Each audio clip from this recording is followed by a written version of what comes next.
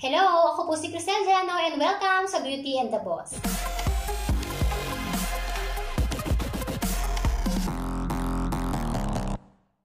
Kulayan session ulit tayo today. Sa nagsuggest po ng premium cocoa butter ng Bremod, Miss Cherina Canonoy, hindi pa siguro siya available sa market kasi wala pa sa mga store na binibilhan namin. Kaya ang susubukan naman natin ngayon ay yung lightest shade ng Bremod, which is yung Das 0.0.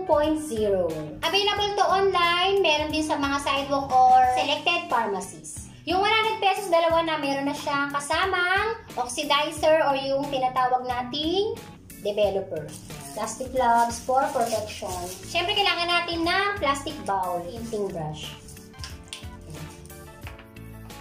Itong isang set na to, kasya na sa buko to. Yan yung ating Collagen Hydrox, 12%, volume 40.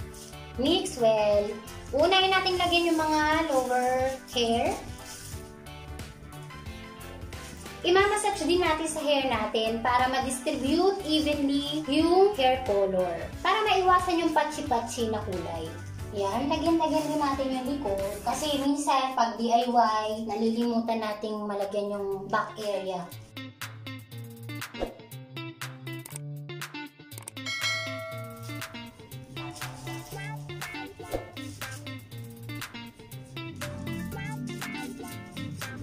Kung mapansin niyo po, may sobra pa siya. Sisimutin ko na lang siya. Ang total ng processing time natin is 40 to 45 minutes. So yun, pwede na rin natin itong banulan. So ito na siya. Ang masasabi ko sa shade na to, Das 0.0. Ayan, maganda na siya kahit hindi mo i-bleach. Maganda na kinalabasan niya kasi parang nag-blend siya dun sa ilalim. Hindi halata na pinatungan lang yung kulay. As usual, pag Bremod talaga yung ginagamit natin, malambot sa buhok. Kung gusto nyo talaga yung medyo tisayin, gusto nyo magmukhang foreigner, ito yung mga try nyong shade. Sa mga takot mag-bleach yan, perfect to sa inyo. Yung mga kadalasang tanong ng ating mga viewers. So, sasagutin natin yan isa-isa. Effective po ba siya i-black yung color or need pa po i-lighten yung hair? Kung natural black po yung buhok nyo, kung virgin hair yan, kung never nyo pa po yung kinulayan, syempre kakapit po yung makulay natin. Depende na lang kung nagpakulay tayo ng itim, yung black shampoo, may hirapan po na kumapit yung pangkulay. Kailangan pa pong i-bleach pag ganon. So, yun ba, tinatanong nila kung yung kulay daw ba ng Bremod nag-fade. Merong nag-fade yung kagaya nung last ko na mocha brown. Yun, medyo nag-fade siya. Yung mocha brown is naging parang dark brown. Kung gusto ng mga natural looking lang, yun yung maganda sa inyo, yung mocha brown. Pero ito naman si Bremod is permanent color naman siya. 3 to 4 times a week lang po tayo mag-shampoo para hindi mabilis ma-fade yung kulay ng buhok natin. Ito madalas tong itanong ng mga viewers natin. After nating magkulay ng buhok, kailan po ulit pwedeng magkulay? 1 to 3 months po bago tayo magkulay ulit. Kung tayo naman ay nagpa-reband, 3 to 6 months at least bago tayo magkulay. Ang pambanlaw ko lang lagi ay tubig. Tubig lang sapat na. Kasi after nating magkulay tapos sinampo ka agad, pwedeng ma-wash out ng bahagya yung kulay ng buhok natin.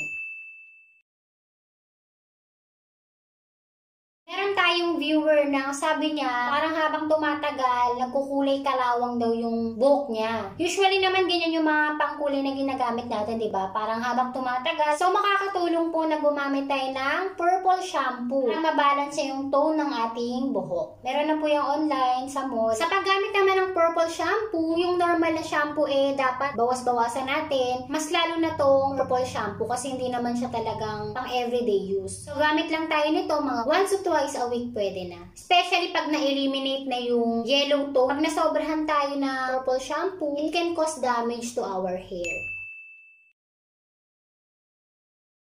Beauty and the Boss, bakit naman pag nagkulay ako ng kagaya sa'yo, hindi tayo pareho ng kinakalabasan? Kung sa mga nagtatanong po kung anong kulay ko dati, metallic gray and then nag-mocha brown ako. Depende po kasi talaga yan sa existing color ng buhok natin. Let's say, nagpa-bleach kayo, syempre mas matingkad. Pero kung nagpa-black naman kayo, baka hindi nga po kumapit. So yun, depende po sa existing color ng buhok natin.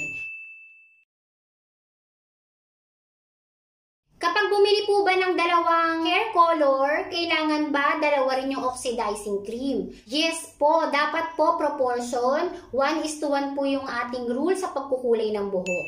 Pwede bang i-mix yung magkaibang level ng oxidizer? Pwede pong i-mix, okay lang po.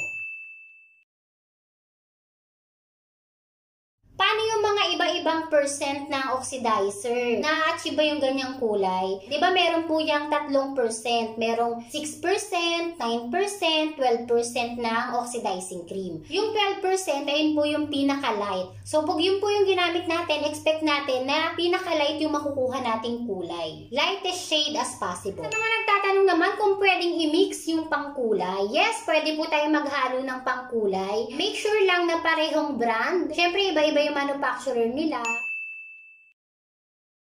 Tinatanong nila kung yung kinukulay ko ba ay may bleach. Never pa po natin nasubukang mag-bleach. Kaya yun ang kinaganda ng Bremod kasi kahit hindi na ako nagbe-bleach, satisfied naman ako sa mga kulay na nagiging resulta. Hindi na na-damage yung buhok ko after ko nga siyang gamitin, malambot at shiny. Comment down below kung ano yung masasuggest nyo brand ng pang-bleach. I hope marami kayong natutunan today. Kaya sa mga bagong viewers natin, subscribe nyo na po ang ating channel, Beauty and the Boss, para updated kayo sa ating mga susunod na vlogs. Meron din tayong Facebook and Instagram page. Papalo na rin po.